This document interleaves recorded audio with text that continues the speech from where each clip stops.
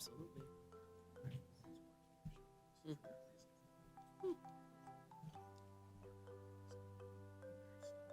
Yeah. Yeah. All right, everyone, welcome and thank you for attending today's town hall. Thank you so much to We the People for sponsoring today's event, and thank you to our amazing panel who will meet in a minute. Before we get started, we're going to start with a short introduction and update to give some context on why we're all here and what we're advocating for. So, in 2023, according to the HRC, more than 530 anti-LGBTQIA+ bills were introduced in state houses across the country, and 74 pieces of discriminatory anti-LGBTQIA+ legislation have been signed into law. Now, locally in Ohio, you may have heard of HB 8, which is modeled closely after the Florida Don't Say LGBTQIA+ bill, which passed through our state house, as well as HB 68, which, as amended, will ban trans youth from receiving gender-affirming care, and also ban transgender students from participating in sports that align with their gender identity. So today we're gathering with the experts to discuss how we can stand up against the attacks on the LGBTQIA+ community. So my name is Madeline Jett. I'm going to be moderating today's event. I use she, her pronouns. And let's go ahead and introduce our panel. So if each of you could introduce yourself, give your pronouns, and just tell us what organization you're here representing. We can start with you. Hi, everybody. My name's Rex. I use they, them pronouns, and I'm here on behalf of PSL. That's the Party for Socialism and Liberation. Hi, yes. My name is Riley. I use they, them pronouns. I'm also representing the Party for Socialism and Liberation, Northeast Ohio branch. Hi, I'm Bronze. I use they and he pronouns. I am here representing Colors Plus, the youth organization out in Fairfield. And I'm Ann Anderson, and I use she, her pronouns, and I'm here with Cleveland P-Flag. I am Seamus Dickinson, also known as Veranda Lanai. I use all pronouns, and I am representing Drag Story Hour Cleveland chapter.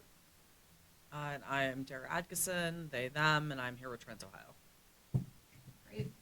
Thanks, everyone. We do have some questions prepared for the panel, but if you have questions as we're going through, please write them on the note cards on the tables. We have some pens and paper. If you need some, there's definitely some in these first two table rows, and we will have time for Q&A at the end. Great. All right, are you ready to get started? Cool. So, first question. In what way has anti-LGBTQIA+ legislation affected people in states where it has already passed? I mean, anyone can start. I'll start. There has been quite a few bills that have already passed. Like in West Virginia, there has been a bill that has passed where if there is any medical professional that is going to provide any sort of gender-affirming care, they have to attempt to, quote-unquote, cure the individual from their transness, which is very similar to the types of conversion therapy that have been previously implemented for people who are gay or lesbian. So, aside from just the general psychological, torment that puts people under, any of these laws, whether it's in West Virginia, whether it's in Florida, whether it's in Ohio, is going to put a stigma on people who are trans, whether or not they are seeking treatment at this time. The law in Ohio here, even though it hasn't passed, or it has passed, even though it hasn't gone into law yet, is going to create a huge burden for people who are even going to be seeking treatment as adults, because the barriers are going to be so high in order for people to be able to seek treatment in the first place. Yeah, really well said. Does anyone else have anything to add on that question? Well, I'm a parent of a transgender child, and I have many friends all over the United States, and I saw most of them out of Texas start moving first when it started. and then trickled down to Florida, well, over to Florida. And then, I mean, from there, it's spread like wildfire. I think maybe in 2015, we didn't really have that many anti-trans bills or really that many anti-LGBTQ bills. And then it exploded like wildfire. I think we're up to 500 and some odd numbers this year. Um, and so the parents of transgender children, and now from what this amendment will do, people up to 21 years of age are going to have a hard time um, getting care if you didn't already have it established. And there is a grandfather part of the clause with House Bill 68 that did pass that will go into effect April 23rd. Um, but the grandfather clause can be interpreted many different ways, and so we really don't know what's going to come, and every different hospital is kind of doing different things. Same as like when we saw Texas start shutting down some of their main hospitals. It's going to happen inevitably here because the doctors aren't going to go up to the line where they can get sued because they'll lose their practice. They're not going to, I mean, they're scaring people into not treating everywhere. That's what's really happening. So that's all. Yeah. Yeah, yeah, and I think that in some of our case use states, right, Texas, Missouri, Florida, there's also this issue of internal displacement, right? So now you have this sort of like this marginalized group of people that is displaced within the United States, and especially if you're a trans adult, that's on your own and not necessarily a youth or a minor that's at the whim of your family, you are already more likely to be less financially able, right, to leave where you are or to make it somewhere safer, and to thrive there. So I did also just want to point out that there is that sort of issue of having sort of internal movement and internal displacement, where people have to choose between their homes that they love, and sort of increased discrimination. And then also, obviously, right, like these types of bills being these sort of pretty obvious canaries in like a, fascist coal mine, right? So, they'll start with, people who are freaks, right? Like people who are not upholding sort of like a specific norm. And that sets the stage now for what we've seen in Texas, which is like an armed escalation, right, against immigrants at the border. And so, yeah, so those types of steps are never that far behind. And I think that, yeah, it's important to link those things as well. That's a great point. Now I'm going to move on to the next question unless anyone else has anything to add. If you're comfortable sharing, how will these bills affect you personally and the work that you do? Well, I can speak on at least the drag end of things, especially with House Bill 245 that is up for vote soon. It's in committee under the Criminal Justice Committee, which I find very interesting. That this does affect my livelihood. This affects my job. This affects my right to entertain and use my First Amendment rights as a performer. And this goes a little bit broader, speaking with drag performers who may or may not be trans and use it as a stepping stone for their comfort level. And seeing that this is being taken away from them and being called adult cabaret, which we are not, they're only seeing a specific language, it affects not only drag performers, it affects theater, it affects any open artistic expression space, public art. It goes well beyond just a drag performer, which they're honing in on completely. It's taking away my monetary gain. It's taking away someone's self-expression. And we're not the only state. We're one of 9 states that have this specific legislation written in, and it's very vague. Fortunately, Texas and Tennessee decided to make it unconstitutional for these specific drag-related bans, and Florida decided that Florida Supreme Court decided not to intervene or not to turn over the ruling. So I'm hoping that the states that have this legislation are going to, if it goes to their state Supreme Courts, that they're going to follow along. But they're taking away a person's right for freedom of expression and right to be who they want to be, whether it is on stage or in their personal lives. Exactly. Thank you. Anyone else? Yeah, I mean, I guess I'll add that it's exhausting. But I wanted to add two other things in case people have questions on them. That there's actually a third part of 68 that gets left off in most conversations, which is also infringes on the family court system and makes it so people can't use affirming their child as a reason to receive custody. And that affects even less people than the subset of the subset, but it's still important to have it know they're interceding in that form of our government as well. And it's hard, when we're thinking about what affects us personally, that we have the model rules for ODH, that the comments are due for those in the next couple of days, that for who doesn't know, potential adult health care infringements. And I don't even know how many hours I've been spending trying to work on Trans Ohio's comments for those. But I don't know. It's all deeply fucked up. Well said. Did you have something? Yeah, sure. So I work in the field of education, so obviously it's going to affect me, not only me as a non-binary person, as an educator, but I always consider how it impacts the children, of course, because we're looking at HB 68, which is mostly focused on minors. But as we said, there are many bills that are being passed or attempted to be passed as far as a don't say gay, a gag rule type thing that affects educators. So at this point,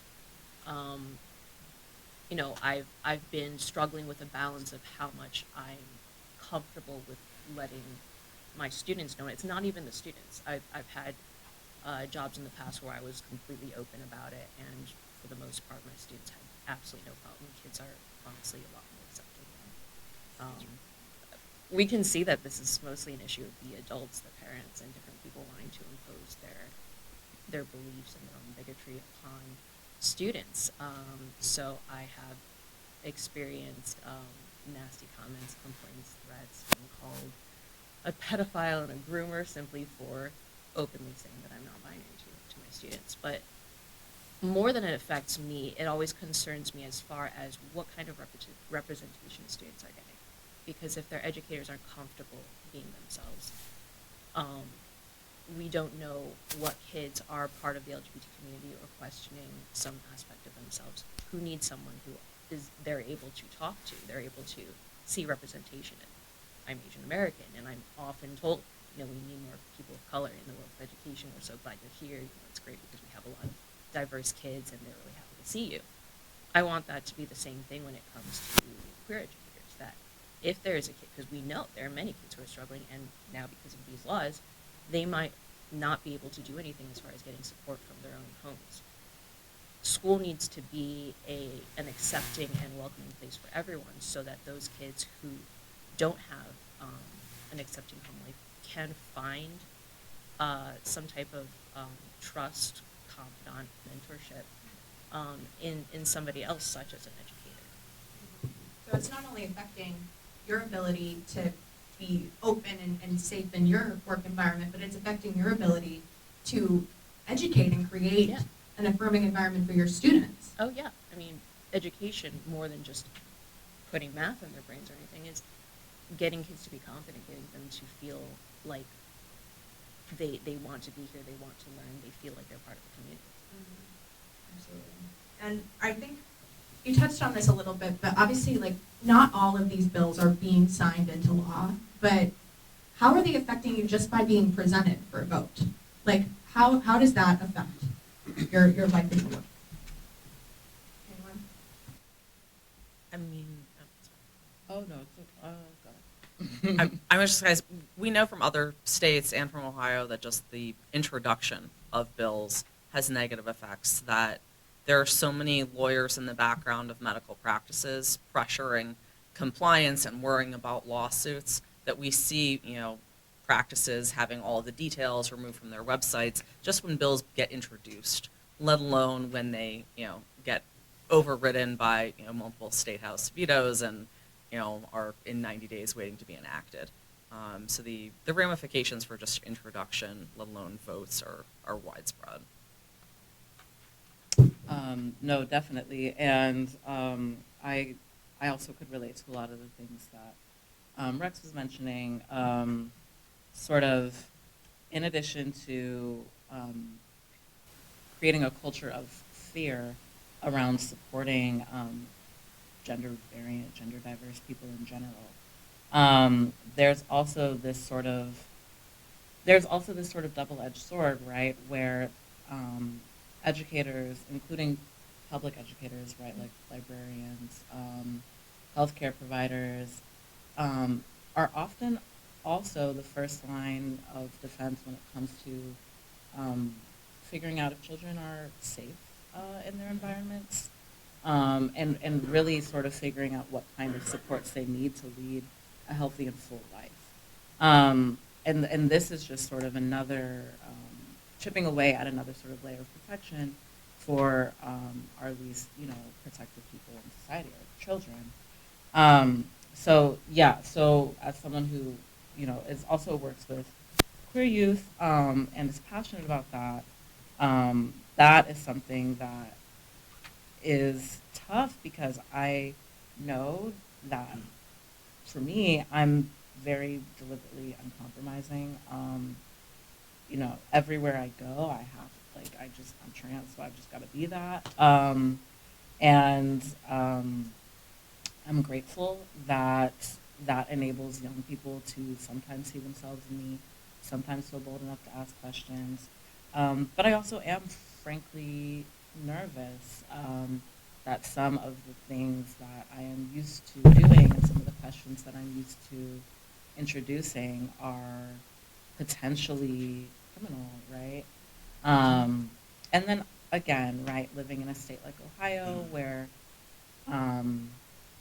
and I say this, sorry, because I was born and raised in California. So I'm still adjusting to the culture here, and I know that people here are adjusting to the culture as it shifts around them. But yeah, just being here and knowing that people have easy access to like guns and knowing that there's such a sort of like strong sort of polarization of ideas has been really, really interesting. I wouldn't say scary, but it's definitely distracting in terms of doing like the work that I personally want to be doing and showing up the way that I feel it's best to show up for our young people. Ron's made an excellent point about the children, and the individuals and the groups that are saying this is about we're protecting the children does turn into a scary situation having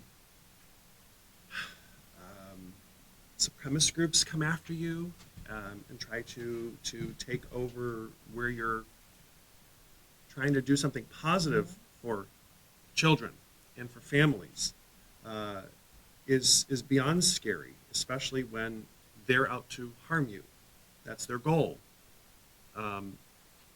That is their tactic, is to scare you enough to say, I'm not going to do this anymore. I'm going to back down. I'm going to stay in my house and worry about who might be coming for me because I want to do something to help the children.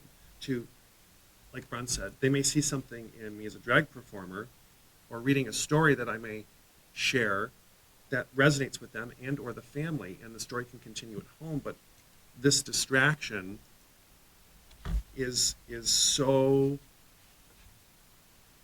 PTSD for someone who's gone through it. It's really tough and hard, and you can't shake it, but you can't take a step back either. You have to keep going because it is for the kids, and we're doing the right part of that sentence. We're doing something for the kids. I want to go back to I forget who made the point about the canary in the coal mine, because how this can affect things is that and you're not wrong about Ohio for the record. One of the problems that we have is that the Ohio legislature in particular is very structurally biased. In 2022, I believe, there had been 5 legislative maps that were introduced and found to be constitutionally unviable for being too in favor of Republicans. And then the one that finally did pass only passed by a 4-3 vote by the Ohio Supreme Court. And it's still highly contested as to whether or not it was actually constitutional in that regard. And because of that, because of this system that we have where our voting districts are highly gerrymandered, that's where you can get the case where these bills can pass, they can get vetoed by the governor, and then the veto can be overturned very easily. So the fact that these bills like House Bill 68 can go through is just a signal for these very ultra-right people, even further right than somebody like DeWine, who was happy to pass the abortion bill last year, that he was vetoing. He still passed an executive order that did some of the things, but he vetoed at least House Bill 68. And he has the legislature that's even farther right than him. What else are they going to cook up? Yeah. And just to piggyback, there is a petition going around for gerrymandering. If you guys, everybody could look into it and please sign it. Tell your friends to sign it. It's the only way we're going to get out of this. Michigan is like, woohoo, because they're all blue now. And I would be hard pressed to think after they actually are able to get things done that it's going to go back. That's why they don't want it to be that way, because once it does go the sane route, they know they're never going to get it back. I mean, that's what the pendulum swings, but I mean, we're 5 seconds from taking kids from their parents. In Texas, I have friends that have actually had their transgender children pulled out of school and had CPS question them as to what's going on at their house, in their home, with their parents, and so they can, and why I keep bringing up other states is this didn't happen in a vacuum. We're 23 states in here. I mean, it happened, boom, right now. Last year, I don't even know, not that many, and now we're up to 23 states already. It's almost half the country that trans people are not going to be feeling safe, feeling wanted. And even if it's not transgender children, transgender adults are looking around like, okay, well, me too, because I mean, it's the same. It's scary. My daughter's going to have to go to college in a place out of the state. She's never going to be able to stay in Ohio, because also with House Bill 68 that just went through, we have a bathroom ban coming up this Wednesday that's going in front of the Higher Education Committee. Isn't it? Yeah, it's Higher Education Committee. Education. So if everybody could email those reps from the Higher Education Committee and tell them that trans people belong in all spaces, bathrooms, also with the, like Dara said, if email Ohio Department of Health, we have until Monday the 5th to get those comments in, because it does matter. Iowa just had a huge showing of people come, and they shut the bill down because there was such an outpouring of support for trans people. And I'd love to see that start happening other places as well. I just don't, we're tired. Everybody that's been doing the work for so long is exhausted, and I will still do the work, but the trans community themselves should not have to explain to people. They just shouldn't. And they're tired and they don't want to. My daughter's tired and she's 14. So, and she's been talking to people since she was 6 about this, 6 years old.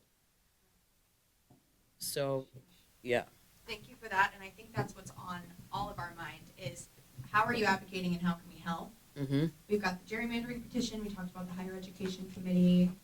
What was the other one? Ohio Department of Health Ohio to Department get of the Health. comments in about House Bill 68, and also with the amendment that DeWine added, with the bioethicist, or isn't that what it is? I mean, not all places have those. It's going to essentially shut down all Planned Parenthood's gender affirming care. I mean, they're just trying to shut it down. And if anyone heard Gary Click the other day, he was on a call, I don't know, a Zoom, whatever call with people from Michigan. They're trying to come for everything. They said they're going to take little bites at a time so that they can get rid of all gender affirming care for adults as well. So this isn't going to just be for children. This is going to be across the board. And I do think it's also important to mention that it's not that they're trying to shut everything down full sail, right? They're setting up bureaucratic Yeah. and financial boundaries that are manufacturing an inaccessibility to the majority of people. And I don't know. I just think that that's also good to keep in mind, kind of, because as long as there's paper, there's ways we can circumvent that. But it's also good to keep in mind that it really also is just something that's penalizing poor trans people, Rural trans people. yeah, rural trans people, and so on and so forth. People who couldn't find a gender affirming or even identity affirming doctor in their network to save their life, especially with the Medicare provision. So I mean, it's not a shutdown. They will never call it that. But they're just building walls of paper so high. And I mean, I don't know. I think that I'm glad that you mentioned the higher ed committee, the bathroom ban, and the gerrymandering, because we can sort of divide and conquer these things. But I think that as well, there's got to be this sort of multifold support. If you're somebody who supports trans people, you just have to be unafraid and open about that, no matter what field you're in. And it's tough. I know it's tough for the healthcare providers, especially. They've got the precedent from those states that banned abortion and from the states that came before us with the LGBT laws. So I don't know what providers are doing to support each other. I know that there's a lot of conversations happening. But yeah, if anyone even has that information for me, so that I can help support educators and healthcare providers as well, I would love that, because it does also feel like we have to coalesce to overcome these types of boundaries in a greater way than ever before. Bless you. Yeah, I wanna piggyback off that because I, as a grassroots party, the PSL, I mean, we advocate that really only mass action from the bottom is really the only way that we are going to get change. For example, in Maryland, about a year or two ago, there was a bill that was put forward by the Democrats actually to make trans affirming care covered by Medicaid. Passed the House, and then passed the Senate, and then it just mysteriously died in the House. And the reason being is because they did not think, even though they had a majority in the House and the Senate, they had a Republican governor, and it was vetoed. It did not go through the Senate. They thought he might veto it. There wasn't anything clear. They did not think that they had the votes to overcome a veto. So rather than have a bad press about losing the bill, they just let it pass and put it and tabled it. So what we need to do, nothing, whether it is the advocation for the recent issue 1 last year that gave us abortion rights, whether you go back to Brown v. Board of Education or Civil Rights Act, all of those things that were culminated came from years or decades of grassroots direct action and organizing that built up into those things first. PSL, right before it was voted HB 68, we had a demonstration outside of the state capitol. Of course, that did not influence the legislators because the legislators have their agenda. But what actions like that demonstrate is our organizing power. It puts people together, it builds connections, events like these, where we can get together, make connections, share information. That is what we need. So, yeah, we need to come together. To add to that, I'd say that Yeah. you can't argue with people who don't believe you're a person. Yeah. But you can pressure people who believe you're a person and don't care. And so having organizing power and large actions like that can pressure Democrats who are currently doing nothing to actually do something constructive. Right. So, yeah, I'd love to talk with everybody here. Yeah. Well, Maine just had, I don't know, I was just gonna bring up, Maine was supposed to be a gender affirming sanctuary state, but the Democrats just voted it down. So now that's scary. Yeah, I've been in a lot of rooms trying to figure out what happened with that. Yeah, so Feel I very think bad for all some of this Maine people. negative rhetoric surrounding it is starting to trickle into places that it wasn't before, which is scary. I just wanted to add one more thing since we've mentioned rural, lower income, we've mentioned people of color. All of these minority groups, all of these groups that are being affected the most, I mean, especially if we look at intersectionality, because we're going to have trans people from every walk of life, as well as disabled trans people. All of these communities are, the ones that need most support and most recognition, but at the same time, if you count us all up, there's a lot of us, right? So I think that something that's really important, like we've talked about already, is that, we're here, we're making connections, we're networking, because I don't think we can expect any small group to do it on its own, and there's no use for that. If we can share resources, then we can talk about the fact that, all of these issues are interconnected, because it's all about trying to suppress certain types of people and trying to keep power in another group of people. So if we can, come together as a community and start networking and communicating more, then we can continue to be more and more effective and get more people to start to care. Absolutely, and I think that's part of what we're here to do. And I hate to bring this up, but I feel like we've talked about a lot of scary scenarios. So like in a worst case, when we have people being persecuted, what do we do? How can we help? Well, so I'll add things that Trans Ohio is doing at the moment. We have a large emergency fund. We're partnered with a lot of other emergency funds. Ours is the only one right now giving care regardless of age. So any trans person in the state who's having issues accessing their gender affirming care can get grants from us for help with that. We're partnered with a couple of other ones that are focused on helping just families specifically who are leaving the state. For families who've made the decision to leave and adult trans people who are making the decision to leave, we've been connecting them up with each other and with trans orgs in surrounding safe states, which is weird and dystopian, but networks beget networks. Doing a lot of partnering with people in other bodily autonomy fights, lots of good abortion folks, helping with providing transportation for finding your care when it's hard to get to, which we see it becoming increasingly harder to get to. We have a emergency warm line for anyone who's trauma-informed trained for people to call into. That's an Ohio-specific resource as opposed to like the Trevor Project line. It's an all-ages line. We've actually been having a lot of doctors calling in who are freaking out about what they're supposed to do, which we weren't expecting to be something that that line would take care of. But we're going to be doing a large training for doctors across the state to answer some of their questions and help them learn how to be maliciously non-compliant in ways that are safe. What else? And we have a statewide Discord server now, which is almost 400 people.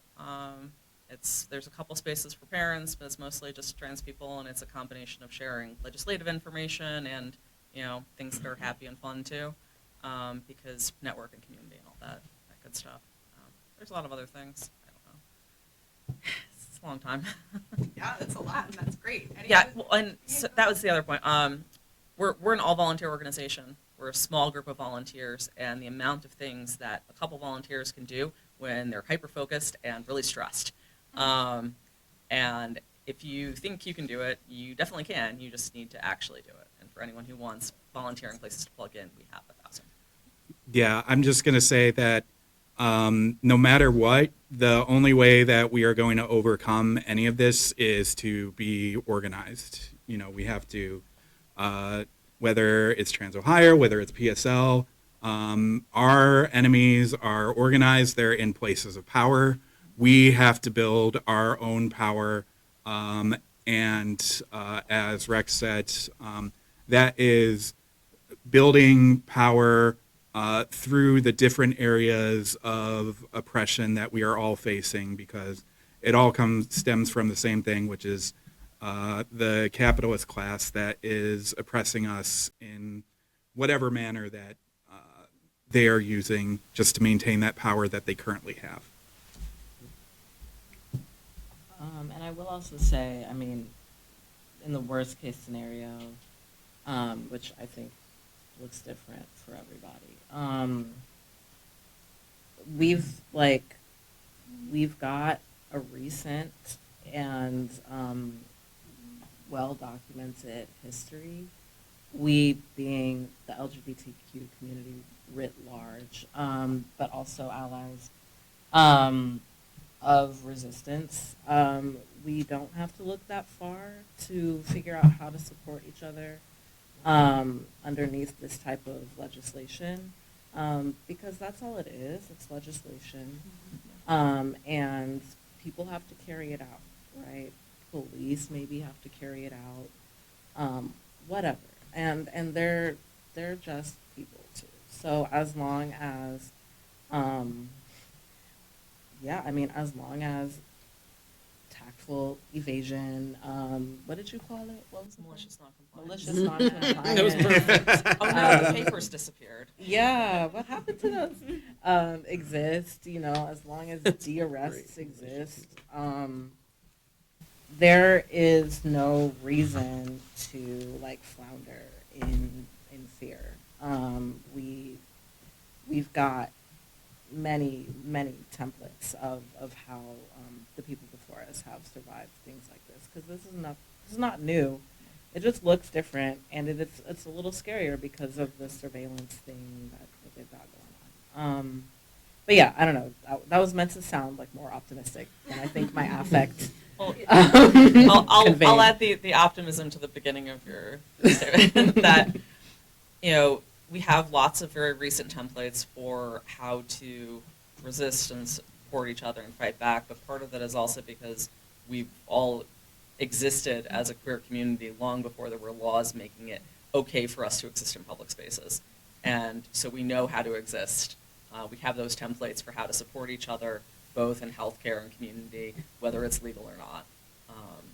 And we need to not forget that. Thank you for that reminder. Word of the day is malicious Yeah. non-compliance. So good. Yeah, well, thank you so much, everyone. I want to give the audience some time to ask questions. So I know we have time for a short Q&A. If you wrote down a question, if you could bring them on up. Yes, give them to Nat. And while we're doing that, I just want to thank the panel so much for your wisdom so far and for your ability to come up here and talk about these issues that affect you personally. I know that it's not easy to do, and I feel we've all learned something already. So thank you. Does anyone else have anything to plug before we start our Q&A? I've got plenty of things to plug with. If you guys need any help with who to email or anything, go to Trans Ohio's, go on Facebook, get on Trans All the Ohio's things, all the website. things. Yeah, go to Trans Ohio and they have the emails already there. They make it so simple. They even have templates sometimes. I mean, you should definitely be able to get involved, and it shouldn't be that hard. And if it is, look me up on Facebook and I'll help you. My name is Ann Anderson, and just look me up and I'll help you out, whatever. I will say that there'll be the first drag story hour at Obama Theater coming up next Saturday. So it'll be the first time on the east side. So we're in conjunction with Near West Theater. So we'll be opening up the doors for our LGBTQI plus families to come on in and read some stories and be in a creative space. Yeah, I will just say we have quite a few different events that are based in like different areas, since we are not just in this area of work. So rather than try and list them all off, the easiest place to follow right now is our Instagram. We have two because we work in Cleveland and Akron. So PSL Cleveland and PSL Akron, if you want to give us a follow. All right, love it. All right, now let's some questions from the audience. All right, I'll go ahead and read this first question, then we'll head over to you. So first question, how do we go about changing U.S. culture to be supportive of LGBTQIA plus folks without solely depending on passing or defeating bills and laws? Be loud about it. Loud. Really loud. Obnoxious about it. And you'll see who your friends are and who they aren't really quick. I mean, I feel like I'm lucky to be on this panel. I'm an ally. And so you also have to let queer people speak and not speak over them. Let trans people kind of take a lead if you're ever in a space where you have to be very careful, I guess, is what I'm trying to get at. Do you know what I'm trying to get at? I do, and just like Rex said, our community has always been here. We've always been able to stand there, and I think we are getting a little louder, a lot louder, and standing up with our public spaces showing up and showing out. And this, we're there. We're going to wave that flag and be visible and be loud. We can't stop. We're never going to stop. No. I would add, for those allies that are nervous about being loud, because not everyone is that type, I say that another good strategy is honestly just to normalize to the point where transphobia or bigotry is embarrassing. Yeah. So, normalize things Used like to be. asking people's pronouns. I'm sure many of us appreciate that because there's so many assumptions. I get cheered all the time, and I understand that. But if someone asks, then it's kind of like, oh, hey, ally. As well as in your own communities, if you notice people making comments, if you don't want to be, jump in and be loud about it, just kind of go, oh, make them feel uncomfortable for having that thought. Normalize the idea that that's not an okay thing to do. Make it embarrassing. Make it embarrassing to be transphobic. Sorry. No, but I was just gonna say, so that, like, you have to be a mean girl about it. Like, oh, we're still doing that. I treat transphobia at this point like littering. Like, oh, there Yeah. was a trash can right there, but like, I guess, like, that also is really, really helpful.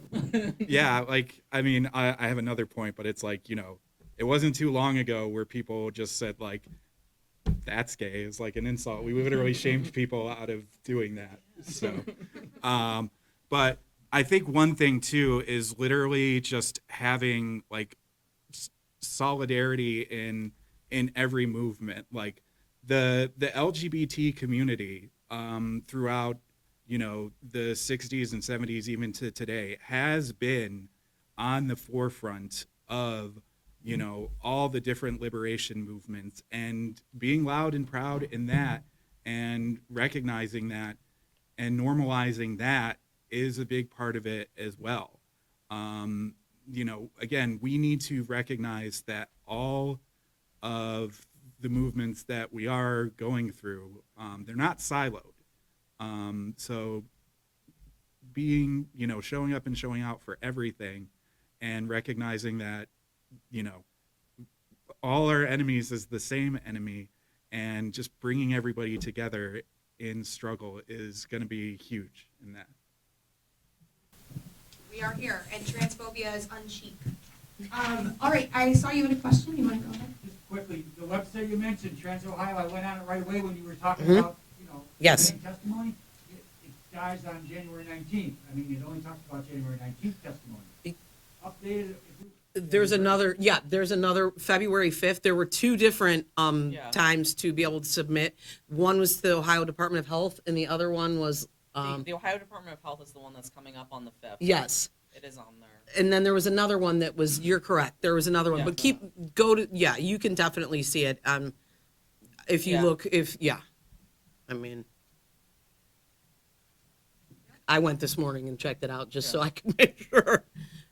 But yeah, you'll see, it's the one that says February 5th is the one that you, Yeah. by Monday, For ODH. yeah. And we'll have template samples coming out Monday morning for people who want to do it last minute, because it's by 5 p.m. on Monday. Great, sounds good, 5 p.m. Monday. All right, so another question from the audience. How do we support one another and resist the non-legislative part of the reactionaries? So like protesters and fascists who show up at events and may eventually use violence against LGBTQIA plus people. Well, I can speak to that. You just ignore them. I mean, to be very fair, having Christian nationalists stand outside the theater every time there's a story hour, on bullhorns, waving signs, yelling at parents and kids that they're going to hell. If you give them that attention, if you want to go, and there's some people who are so angry at it and they want to go and they want to counter protest in front of their face, don't give them the chance. You're just buying into what they're doing. It's just going to create more issues, but also finding a way to counter protest in a passive way that allows, especially from my point of view, the families for what I do and the kids to not see that and to be distracted from that, to be able to go into the safe space in order to have this literacy program available to them. But knowing that these groups are out there and our names are getting passed along in their social media rooms, and our information could potentially be doxxed immediately, it's scary and sad, but again, don't give them the chance to keep screaming louder and louder by trying to stand in front of them. I know it's tough, and trust me, I want to go out there and do some damage. Yeah.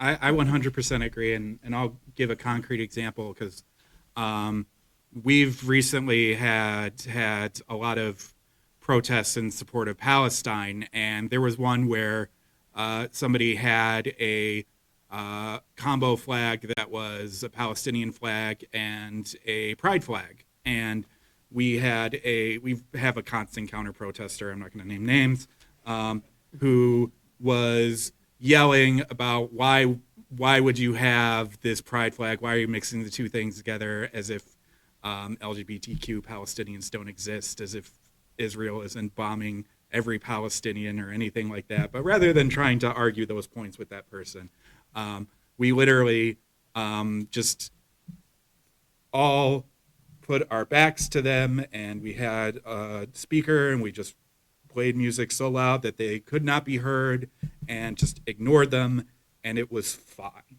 So yeah, exactly.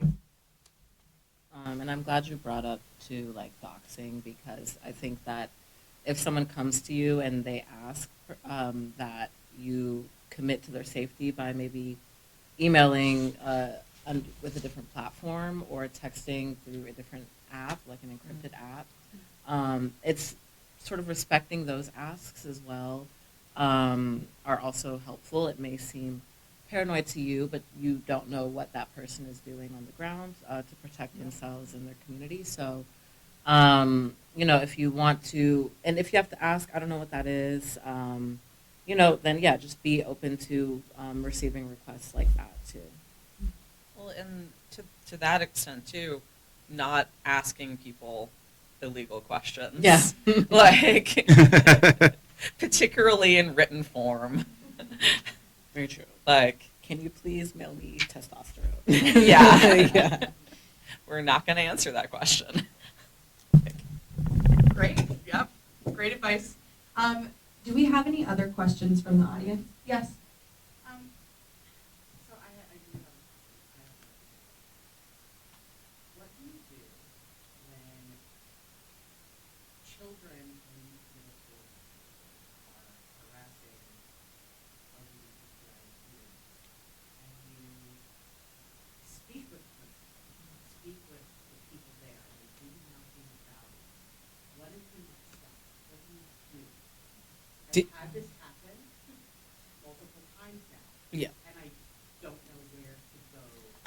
What school district? Yeah.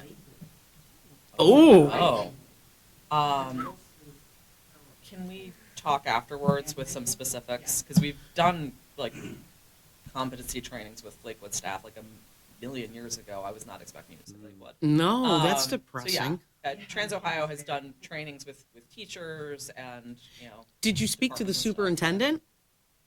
That's who you need to go to. That's how anything's going to get done. That's the only person I even speak to about my daughter anymore. I write to him with my lawyer. I'm not playing games. I let him know I'm not playing games. So Yeah, and you also don't have to do that legwork yourself particularly when it's at a district that we expect to be one of Yeah. the better ones. Like as an org, we like can send very legal documentation. Be like, you're gonna make your teachers have a training now. Like, Is Yeah. it organized, or is it just like a general culture? Like, do you don't? good question. That makes sense. yeah. General culture of harassment. Student in the Lakewood City School District, it has been a general air of negativity towards me and my peers who are also queer or trans. Students Jeez, and man. staff, or Mostly students. Most of the staff I have interacted with have been queer. They don't seem to be a lot about students whose rights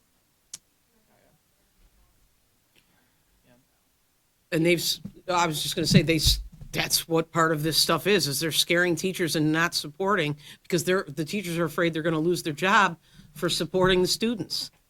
So, And honestly, when you said that it was the students, not the teachers, or the staff in general, that's actually a little bit more upsetting to me because if the staff are unwilling to take a stand, and even in just more of a general sense, saying, "Hey, we don't bully here. It doesn't matter what group of people or why you're bullying. We don't bully here."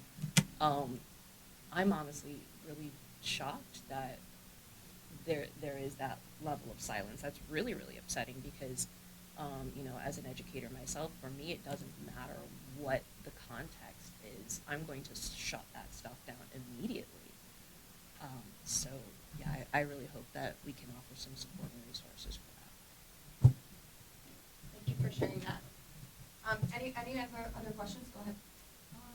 So I looked at the Case Western LGBTQ. Yep. It's really difficult for the staff to read and read some of the content. And we also have a very hostile so how, usually I ask the question to educators, how do you guys circumvent the restrictions around engaging in advocacy and explicitly denouncing the policies sort of like from our own education like as an educator, how are we without being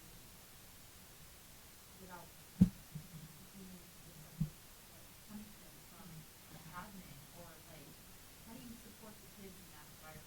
How can you create an environment where there's both knowledge being shared and advocacy being promoted, but within a like Can I ask a follow-up question on what's happening from admin? So it's been a pretty intersectional attack against the LGBT specifically. We put out a statement, or we were collaborative in a statement with the Palestine work on campus, and they directed our funding and the job security of our direction. So that has evolved into sort of a larger peer campaign around we feel very like our hands are very much tied and like everything we do has to be run through the higher ups and they are just like on us. Do you have a faculty or grad student union? I don't actually know. I am a grad student, so Okay. don't think there's a grad student union. Faculty, not. I was asked because I attended a similarly conservative institution, and often like our grad student union was like a really good line of defense and connection point between the administration um, and sort of other amplifying other cultural concerns.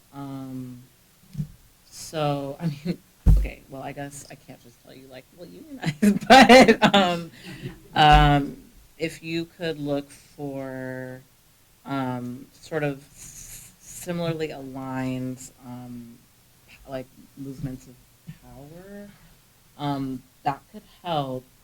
But I totally understand where you're coming from because institutions will like they'll literally starve you out. So Has any outreach been done to any of the other queer orgs in the area? 'Cause I'm kind of shocked hearing that that's happening with Cases Center and it hasn't been on like the base camp for queer council or anything. I don't, the thing is I don't know what,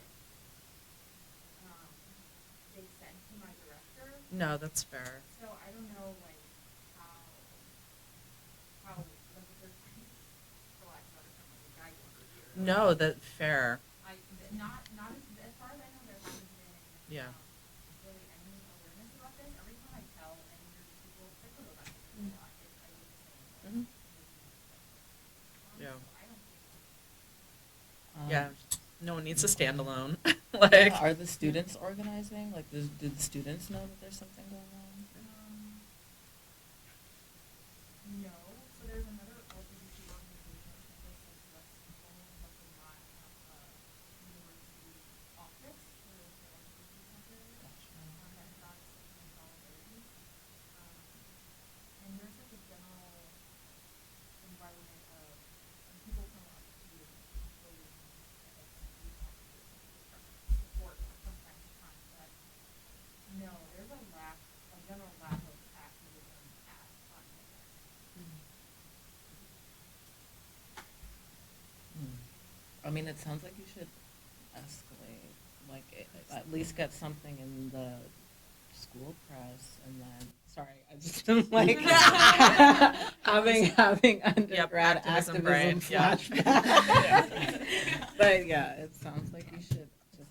I would be happy to talk to you because we were actually aware of this situation because we work with Cleveland or Case SJP. So yeah, I don't know exactly where we could go with it, but like I said, we were already aware that this happened because we helped them like their statement, like publicize it and stuff like that. And since they had sponsoring works and everything like that, we knew when the LGBT center at Case had to drop off. So I don't know what the next steps would be, but I'd love to talk to you about it. Yeah, I mean, I would like to echo and kind of, summarize a lot of what other people said. I do think that raising awareness on this issue would definitely be important and could definitely reach, not only the LGBTQ students, but the students who are in support of the Palestine movements as well. Kind of make this issue a little bit more public, press or something like that, maybe escalate to some type of action. Because, there are times when administration will hold at least a little bit under pressure, especially if the spotlight is on them, and especially if you remind them that students are future alums. They care about that money at the end. So, use all of those tactics. Also look into whether or not this falls into any kind of legal discrimination, since there's things like funding being withheld. See if we could even mention, threatening legal action if it is viable, because they're going, administration, they will freak out at anything that escalates to that point. Yeah, thanks. And any other questions from the audience? Go ahead. I just wanted to say thank you all for sharing. The question I have is kind of leaning toward the gender affirming care.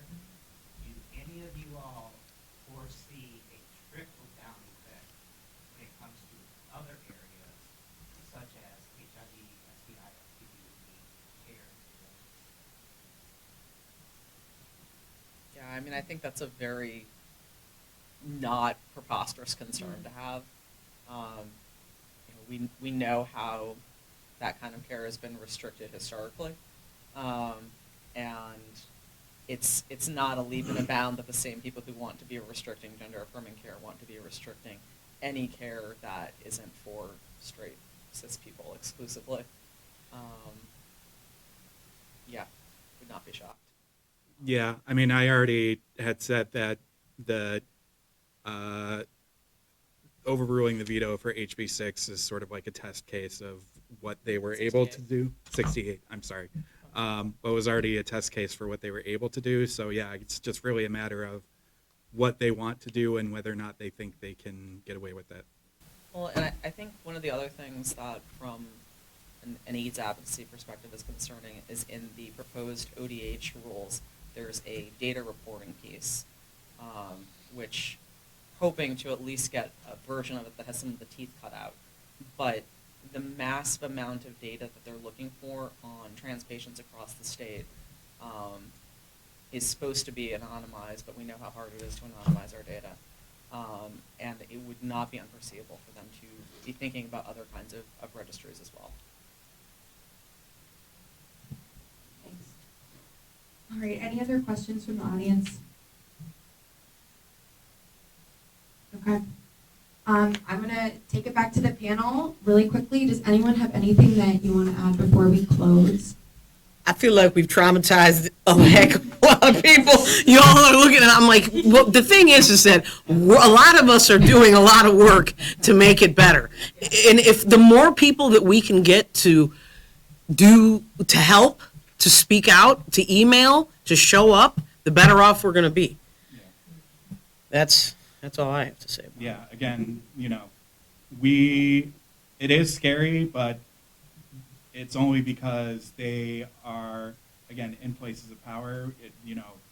We have power in the fact that there are more of us than there are of them, and we just need to organize as much as they are organized.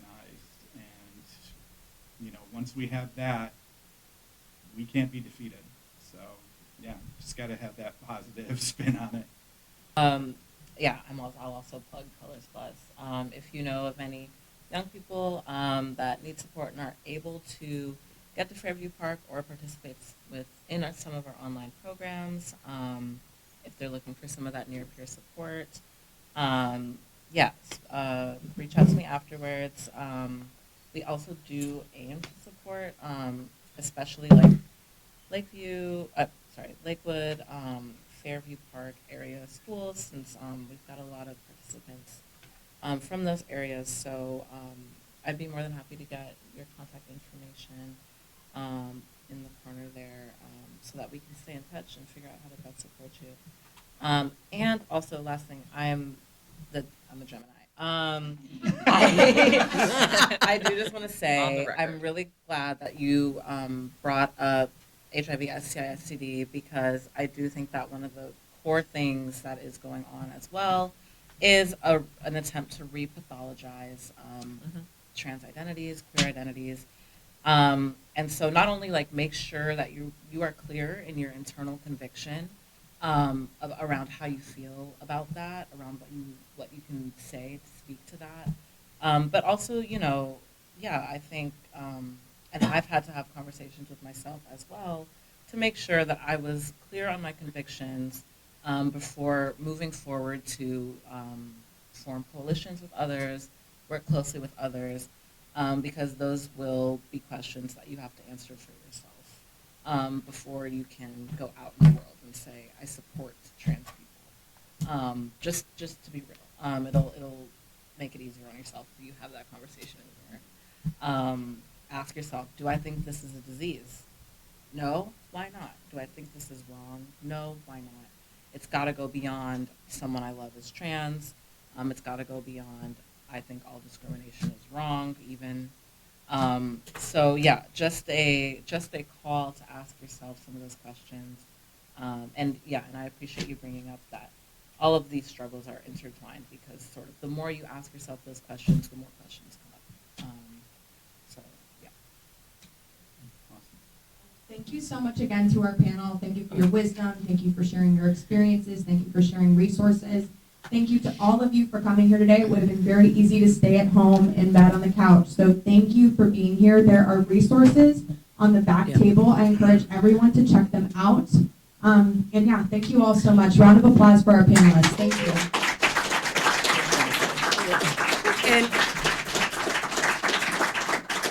I was just gonna say, if you guys need support, Cleveland PFLAG is always a great place to go as well. So reach out to Cleveland PFLAG, and Jess runs the meetings. And Mary Ann, who's here in the back, she's also a part of Cleveland PFLAG.